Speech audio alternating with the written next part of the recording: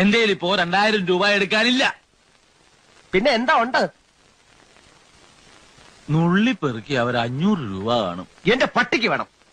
മര്യാദക്ക് 2000 രൂപ എന്റെ കയ്യിൽ എണ്ണി തന്നില്ലെങ്കിൽ അതിന്റെ പ്രത്യാഘാതകം. പ്രത്യാഘാതം മേഘം എന്നുള്ളതിന്റെ ഇയാൾ എന്നെ പഠിപ്പിക്കൊന്നും വേണ്ട. പ്രത്യാഘാതം അത് ഭയങ്കരമായിരിക്കും.